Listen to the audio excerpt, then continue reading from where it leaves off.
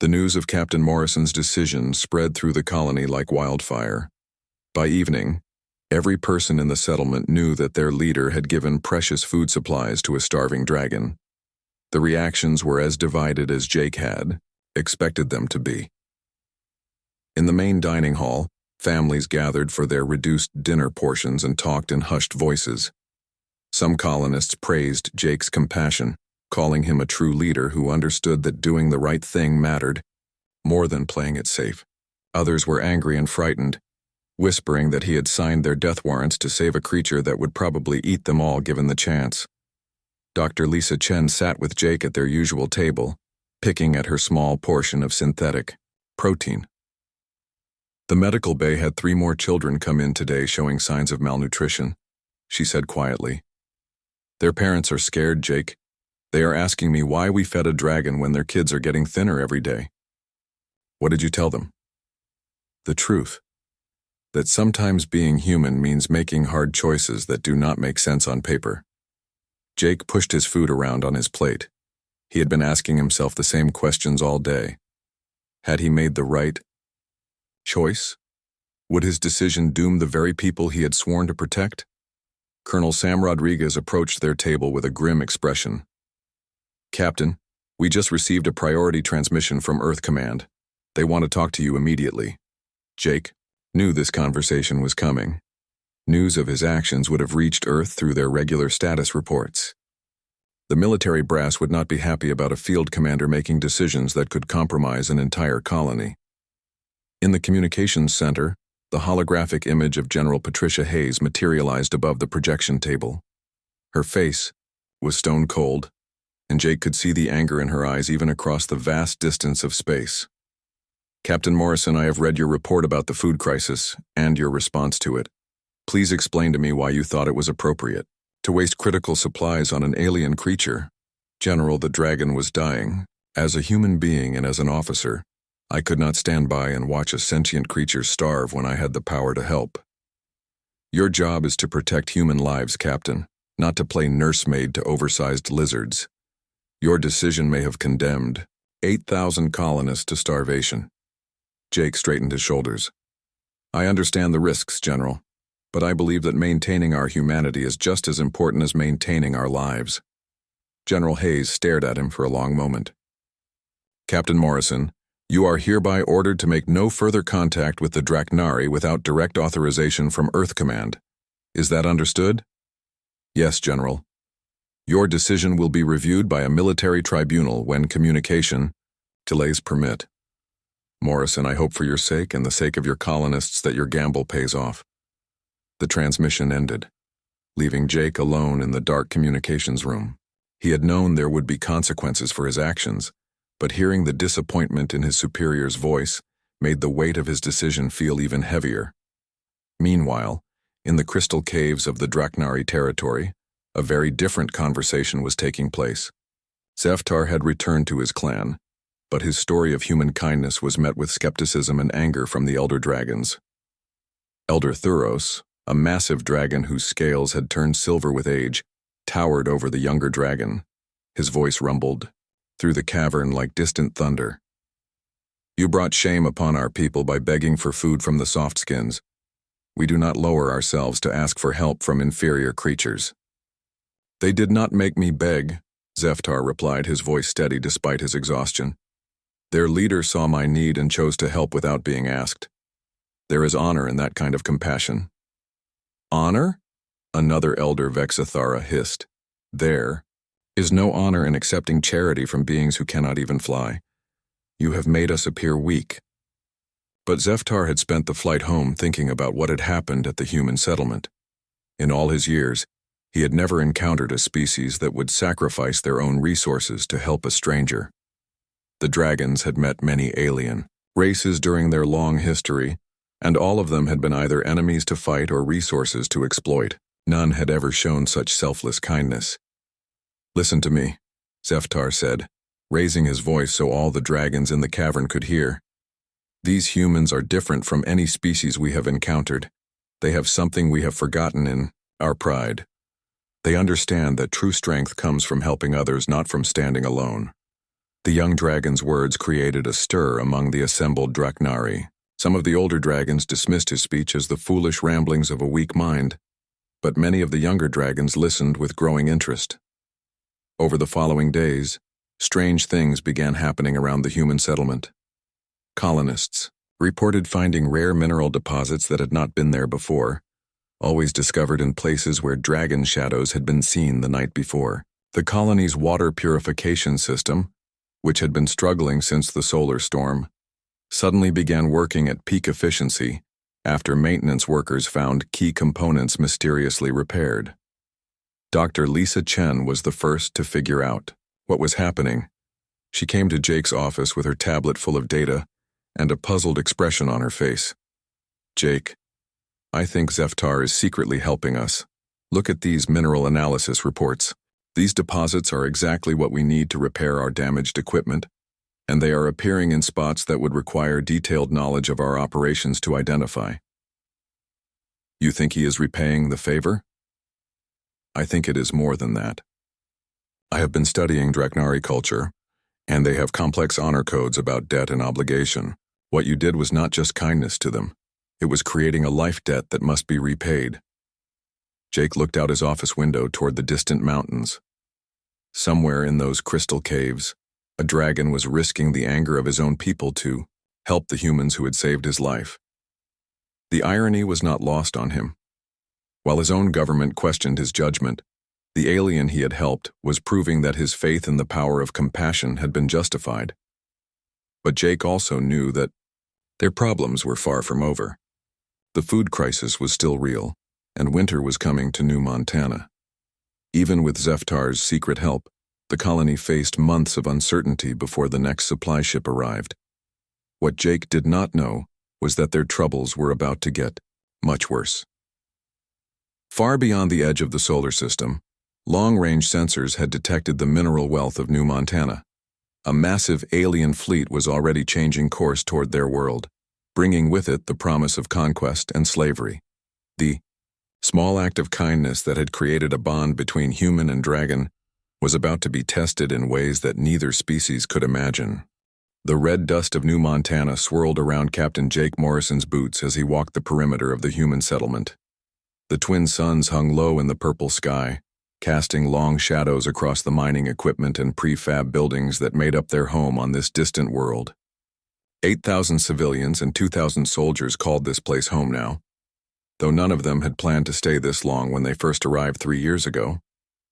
Jake stopped at the fence line and looked out toward the Draknari territory. The dragons lived in the crystal caves that dotted the mountain range 20 miles to the east. Most days the humans could see them flying in the distance, their massive wings catching the sunlight like dark storm clouds.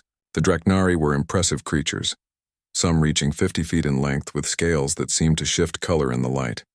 Their youngest adults stood 30 feet tall and could crush a human vehicle without much effort. The peace treaty between humans and dragons had held for 2 years now. Both species kept to their own areas, traded basic goods occasionally, and tried not to bother each other. It was not friendship, but it was not war either. Jake preferred it that way. His job was to keep the colonists safe, and that was easier when the dragons stayed in their mountains. Dr. Lisa Chen approached from behind, her tablet clutched in her hands as always. She studied everything about this planet with the dedication of someone who truly loved science. Her research on the Draknari had helped create the peace treaty in the first place. "Captain, we have a problem," Lisa said, her voice tight with worry. Jake turned to face her. "What kind of problem?" "The solar storm hit our growing domes harder than we thought. The radiation fried most of our crop systems. We lost 80% of our food production." Jake felt his stomach drop. The colony had been working toward self-sufficiency in food, but they were not there yet. Emergency supplies from Earth took 18 months to arrive, and their last shipment had been 6 months ago. "How long will our stored food last?" Jake asked. 4 months if we ration carefully, maybe 5 if we cut portions. "And the next supply ship?" "Not due for another 8 months." Jake rubbed his face with both hands. This was exactly the kind of crisis he had been dreading. The colony was too far from Earth to call for emergency help, and too small to have huge stockpiles of everything they needed. What about the Draknari? Did the storm affect them too? Lisa nodded grimly. Their food sources are mostly the crystal formations in their caves and some of the native plants. The radiation damaged the plant life across the whole region. They are probably facing the same problem we are. Over the next week, Jake watched both communities struggle with the growing food crisis. The humans began strict rationing immediately. Meals became smaller and less frequent. People started looking thinner and moving more slowly. The mood in the settlement grew dark as parents worried about their children, and everyone wondered if they would survive until the next supply ship arrived. The dragons were suffering too, though they tried to hide it. Jake could see them flying, less often, and when they did appear in the sky, their movement seemed slower and more labored. The proud creatures would never admit weakness, especially not to the humans they barely tolerated. On a Tuesday morning, Jake was reviewing supply reports when his communications officer burst into his office. "Captain, you need to see this. There is a dragon approaching the main gate." Jake grabbed his rifle and followed the officer outside. A crowd of colonists had gathered near the fence, all staring at the massive shape moving slowly across the desert toward them. Jake recognized the dragon immediately. It was Zeftar, one of the younger Draknari who sometimes came to the trading posts. But something was wrong. The dragon was moving too slowly, stumbling occasionally, and his normally bright scales looked dull and faded. Zeftar collapsed about 50 yards from the gate. His great head hit the ground with a thud that Jake could feel through the soles of his boots. The dragon's sides heaved with labored breathing, and his golden eyes were dim with exhaustion. "He is starving," Lisa said quietly. She had appeared beside Jake without him noticing. "Look at him. When did you last see a dragon this weak?" Jake had never seen a dragon show any weakness at all. The Draknari were proud to the point of arrogance. For Zeftar to come here, to let humans see him in this condition, meant he was desperate beyond measure. "Captain," said Colonel Sam Rodriguez, Jake's second in command, "we cannot afford to feed a dragon. Our people barely have enough food as it is." Sam was right, and Jake knew it. Every meal they gave to the dragon was a meal taken from their own people. With children in the colony already losing weight, how could he justify feeding their supplies to an alien creature? But as Jake looked at Zeftar lying motionless in the dust, he thought about what his father had taught him back on Earth. "Son," the old man had said, "when you see someone starving and you have food to share, you share it. That is what makes us human." The dragon lifted his massive head slightly and looked directly at Jake. There was no pride left in those golden eyes, only desperate hunger and a plea for help that needed no words. Jake made his decision. "Get 6 cases of emergency rations," he ordered. "The high-protein ones." "Captain," Sam protested, "that is food for 60 people for a day." "I know exactly what it is," Jake replied firmly. "Get the rations, now." Within an hour, Jake and a small team had loaded the supplies onto a hover cart and approached the fallen dragon. Zeftar watched them come, but did not move. Jake could see intelligence in those ancient eyes, and something else.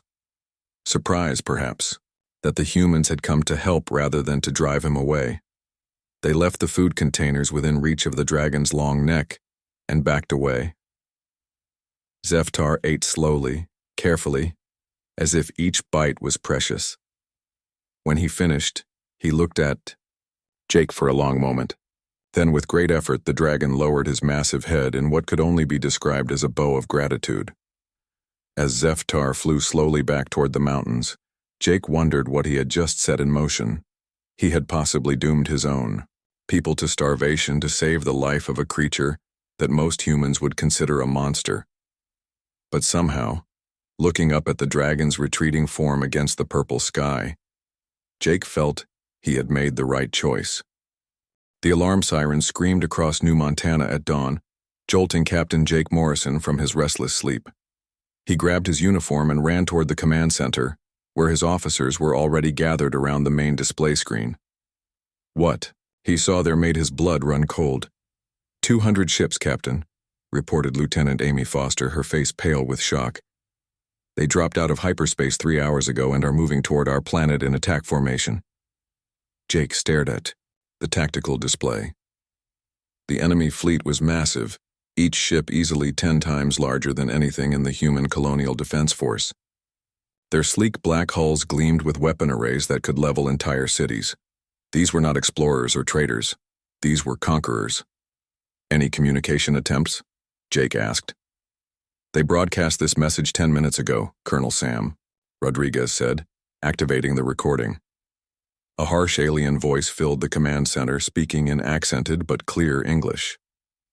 Humans of New Montana, you will surrender your world to the Hegemony Empire. You have 24 hours to evacuate all military personnel and prepare your population for relocation to work camps. Resistance will result in total extermination. This is your only warning. Jake felt his heart sink. The Hegemony was a name that struck fear across the galaxy. They were a military empire that conquered worlds by overwhelming force, turning entire populations into slave labor to fuel their war machine. No one had ever successfully resisted them. What are our chances? Jake asked, though he already knew the answer. Sam looked at the numbers on his screen. We have 20,000 soldiers, 40 fighters, and some ground defense weapons. They have enough firepower to crack a planet. Honestly, Captain, we have no chance at all. Jake walked to the window and looked out at the colony. Children were playing in the streets, unaware that death was approaching from the stars. Families were starting their daily routines. Parents going to work in the mines while kids attended school in the education domes. All of these people were depending on him to protect them, and he had no idea how to do it. Dr. Lisa Chen burst through the command center doors, her tablet clutched tightly in her hands. Jake, I just detected something incredible. Zeftar is here. He is requesting permission to enter the settlement. Now? In the middle of this crisis? I think that is exactly why he is here. Jake made his way to the main gate, where a crowd of nervous colonists had gathered. Zeftar stood outside the fence, but he was not alone. 3 other young dragons flanked him, all looking determined and serious. Jake had never seen multiple dragons approach the human settlement before. Captain Morrison, Zeftar said, his deep voice carrying easily across the distance.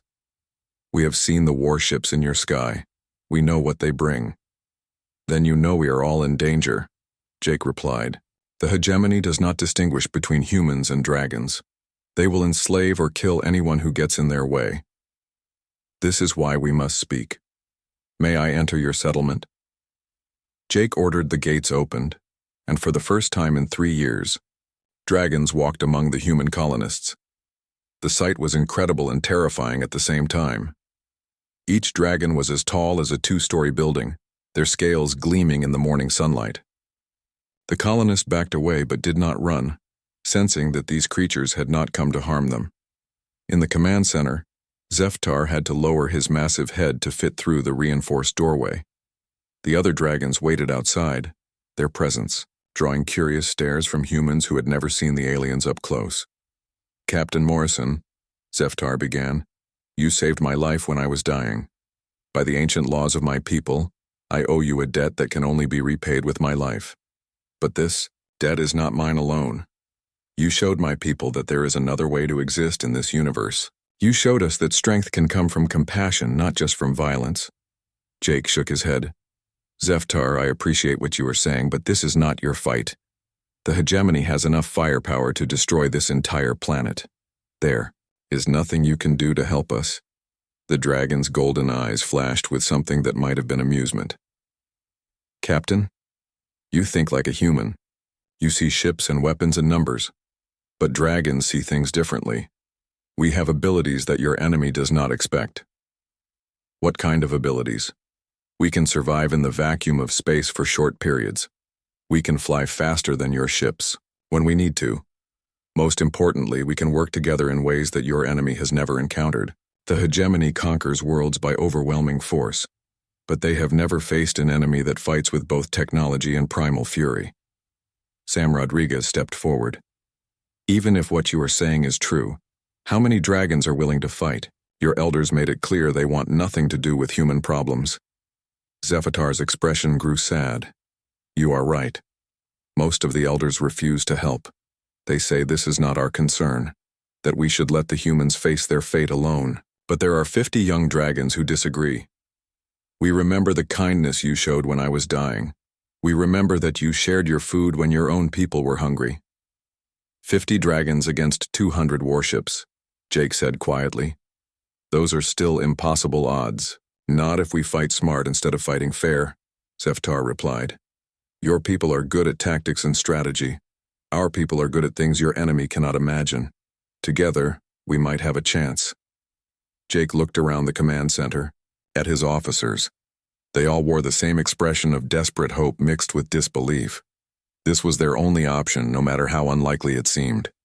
What do you have in mind? Jake asked. Zeftar's lips pulled back in what might have been a smile, revealing teeth like sword blades. The hegemony expects you to fight like humans. They expect ground battles and ship-to-ship combat.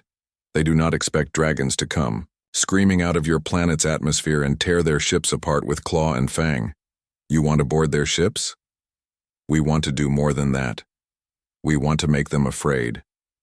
The hegemony rules through fear, but they have never experienced it themselves. When 50 dragons attack their fleet in the darkness of space, when we rip through their hulls and fight in their corridors, they will learn what fear truly means. Jake felt a spark of hope for the first time since the enemy fleet had appeared. It was a desperate plan with almost no chance of success, but it was better than simply waiting to die. If we do this, some of you will not survive, Jake warned. Some of us will die, Zeftar agreed. But that is the price of honor. You shared your food when we were starving. Now we share our lives when you are in danger. This is what it means to be worthy of friendship.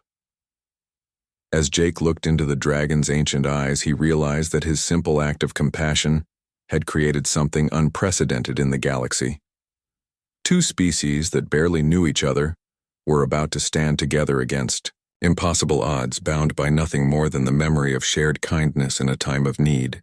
The hegemony attack began at dawn with a thunderous roar that shook the ground beneath New Montana. Their massive ships descended through the atmosphere like dark storm clouds, firing energy beams that turned sand into glass and rocks into molten slag. Captain Jake Morrison watched from his command bunker as the enemy forces deployed across the desert, their black armor gleaming in the morning light. All units, this is Morrison. Jake spoke into his communicator. Remember the plan. Make them think we are fighting a normal ground war. Keep their attention on us while our friends get into position. Lieutenant Amy Foster led the first wave of human fighters into the sky, her small squadron buzzing around the enormous hegemony ships like angry insects. The enemy responded exactly as expected, sending their own fighters to swat down what they saw as a minor annoyance. The dogfight that followed was fierce but brief. Amy's pilots were skilled, but they were vastly outnumbered. On the ground, Colonel Sam Rodriguez commanded the human infantry as they engaged the hegemony landing forces. The alien soldiers were tall and heavily armored, carrying weapons that could punch through tank armor. But the humans knew the terrain and fought with the desperate courage of people defending their homes and families. The battle raged for 3 hours, and Jake could see that his forces were losing badly. They had killed hundreds of enemy soldiers, but thousands more kept coming. His ammunition was running low, and too many good people had already died. Then the real attack began. High above the planet, where the main hegemony fleet waited in orbit, 50 dragons emerged from the upper atmosphere like avenging spirits. They had launched themselves from the planet's surface using their powerful wings and natural ability to survive in space for short periods. The enemy sensors had not detected them because dragons were not machines. They were living creatures, flying through the void with nothing but their own strength and determination. Zeftar led the charge, his massive form cutting through space faster than the hegemony ships could react. Behind him came 49 other young dragons, all carrying improvised weapons made from salvaged human technology, scaled up to their enormous size. They had strapped missile launchers to their backs and magnetic mines to their claws. The hegemony, Fleet Commander Admiral Kreshtar watched in disbelief as the impossible sight unfolded on his screens. In 30 years of conquest, he had never seen anything like it. Living creatures attacking warships in the vacuum of space was beyond his understanding. All ships, open fire on those creatures. Kreshtar ordered. "Destroy them before they reach us." But the dragons were not easy targets. They twisted and rolled through space with an agility that no ship could match.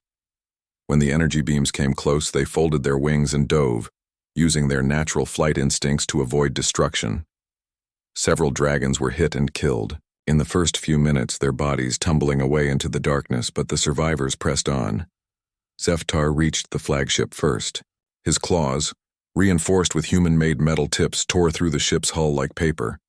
The dragon squeezed his massive body through the breach and found himself in a corridor full of panicking alien soldiers.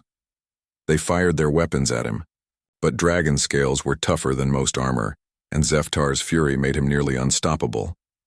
Other dragons followed his example, boarding ship after ship throughout the fleet. The hegemony soldiers had trained to fight other soldiers, not 30-foot-tall flying reptiles that breathed fire and fought with claws and teeth. The corridors of the mighty warships became scenes of chaos as dragons rampaged through them, destroying critical systems and spreading terror among the crews. On the bridge of the flagship, Admiral Kreshtar tried to coordinate his fleet's response, but the reports coming in made no sense. His soldiers were screaming about monsters and demons. Entire sections of ships were going dark as the dragons destroyed power systems and command centers. "Sir, we are losing 12 ships," his communications officer reported, his voice shaking with fear. "The creatures are inside our hulls. Our weapons cannot target them without destroying our own vessels." Zeftar fought his way toward the flagship's bridge, leaving a trail of destruction behind him. But he was not alone. 3 other dragons had boarded the same ship, and together they were systematically dismantling the most powerful vessel in the hegemony fleet. The dragon reached the bridge just as Admiral Kreshtar was ordering his remaining ships to retreat. Zeftar burst through the armored doors like they were made of cardboard, his golden eyes blazing with righteous anger. "You came to enslave innocent people," Zeftar growled, his voice filling the bridge with primal fury. "You came to destroy families and steal lives. This is what happens to bullies who pick on the weak." Admiral Kreshtar drew his sidearm and fired at the dragon, but the energy blast barely scorched Zeftar's scales. The dragon's massive claw swept forward, and the admiral had just enough time to realize that his long career of conquest was about to end. But victory came at a terrible price. As Zeftar prepared to destroy the flagship's main reactor, he knew that the explosion would kill him too. The ship was too damaged to escape, and there was no time to reach safety. He thought of Captain Morrison and the simple act of kindness that had brought them to this moment. Using his telepathic abilities, Zeftar sent a final message to Jake down on the planet's surface. "The debt is paid, friend Jake. Remember us as we remember your kindness. Tell my people that some things are worth dying for." The flagship exploded in a brilliant flash of light that could be seen from the planet's surface.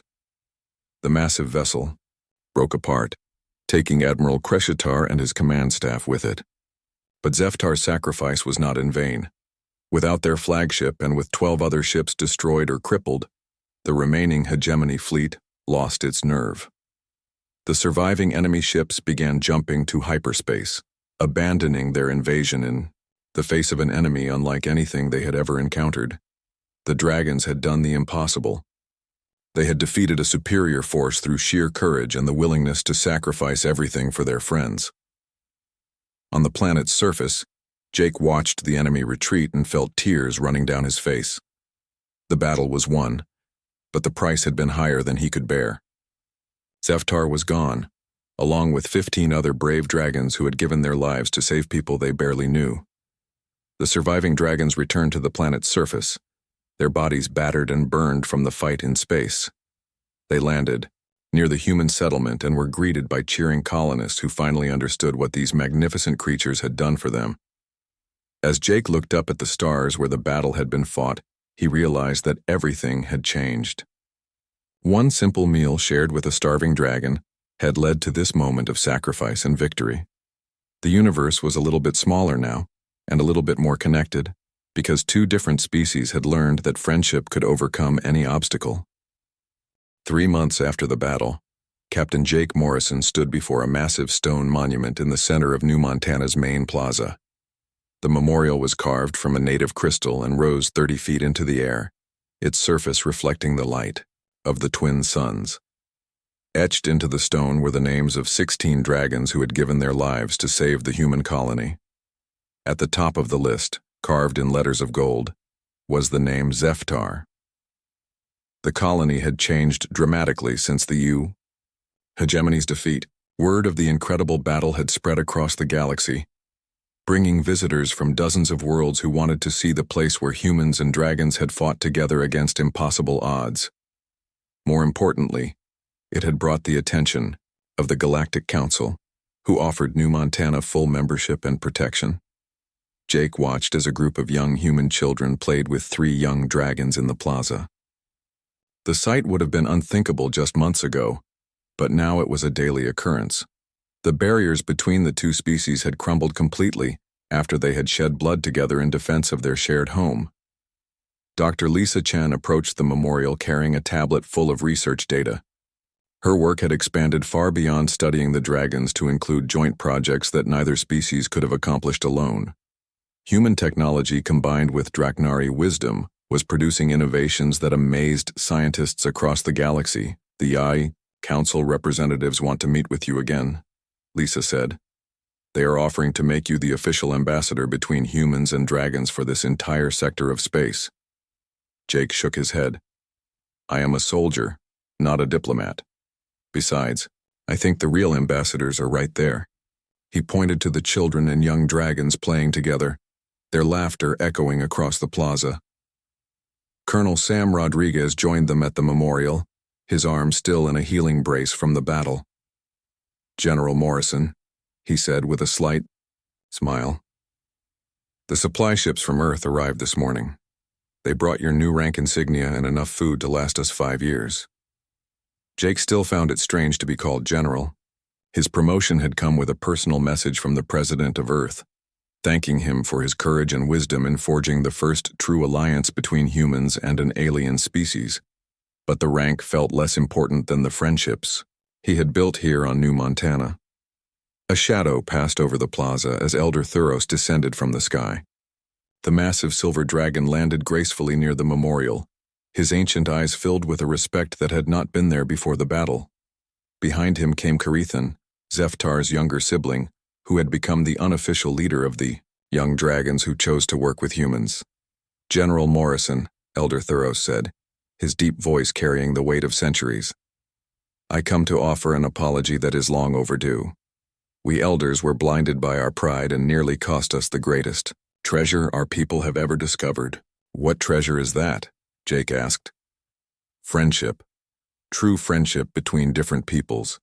My nephew Zeftar saw what we could not. He understood that strength comes not from standing alone, but from standing together with those who share our values. Carethan stepped forward, her scales shimmering in the sunlight. General Morrison, I bring news from the other dragon clans across the galaxy. Word of what happened here has reached them all. Young dragons from 20 different worlds are asking permission to come to New Montana to learn about cooperation between species. They are welcome here, Jake replied. This world belongs to all of us now. Over the following weeks, New Montana became something unprecedented in galactic history. Dragons and humans worked side by side in the mines, extracting rare minerals that both species needed. Human engineers learned to build structures that could accommodate creatures 30 feet tall, while dragons shared their knowledge of crystal technology that could power entire cities. The changes went deeper than just technology and architecture. Human children grew up learning to communicate with dragons through a combination of spoken language and telepathic touch. Young dragons discovered human concepts like humor and music, bringing new forms of art to their ancient culture. Jake often found himself thinking about the chain of events that had led to this transformation. It had all started with one simple decision to share food with a starving creature. That single act of kindness had created ripples that spread across the galaxy, changing the fate of 2 entire species. 6 months after the battle, Jake received a visit that surprised him more than any other. A delegation of former hegemony soldiers arrived at New Montana under a flag of truce. Their leader, A scarred veteran named Commander Vexthul requested a meeting with the human general who had defeated their fleet. "We did not come for revenge," Vexthul explained as they sat in Jake's office. "We came to understand. The hegemony has ruled through fear for 1,000 years, but we had never encountered an enemy that fought with both courage and compassion. When your dragons boarded our ships, they could have killed everyone aboard. Instead, they focused on disabling our weapons and forcing our retreat. Even in battle, you showed mercy." "That was not my decision," Jake replied. "That was the dragons choosing to fight with honor instead of hatred, which is why we are here. Many of our soldiers are tired of conquest and slavery. We want to learn a different way to live. Would New Montana accept refugees from the hegemony military?" Jake looked out his window at the plaza where humans and dragons worked together in harmony. "Commander, if you are truly ready to put down your weapons and pick up tools, then yes. This world has room for anyone willing to build instead of destroy." As the years passed, New Montana became a symbol of hope throughout the galaxy. The small mining colony grew into a thriving city where dozens of different species lived and worked together. Trade routes that had been disrupted by the hegemony's wars reopened as news spread that there was a place where differences were celebrated instead of feared. Jake never forgot the lesson that Zeftar had taught him through his sacrifice. In a universe full of violence and mistrust, the simple act of sharing a meal with someone in need had proven more powerful than any weapon. It had shown that even the smallest gesture of kindness could change the course of history. Standing before the memorial one evening as both suns set behind the mountains, Jake read the inscription that had been added to honor all those who had died in the battle. The words were written in both human English and the ancient Draknari script, in honor of Zeftar and the Brave 50, who taught us that a single meal shared in friendship can feed the courage of 20,000. Here stands proof that the greatest victories are won not through strength of arms, but through strength of heart. Jake smiled as he watched the stars appear in the darkening sky. Somewhere among those distant lights, other species were learning that there was an alternative to endless war and conquest. The example of New Montana was spreading, one act of kindness at a time, creating a better future for everyone who called the galaxy home.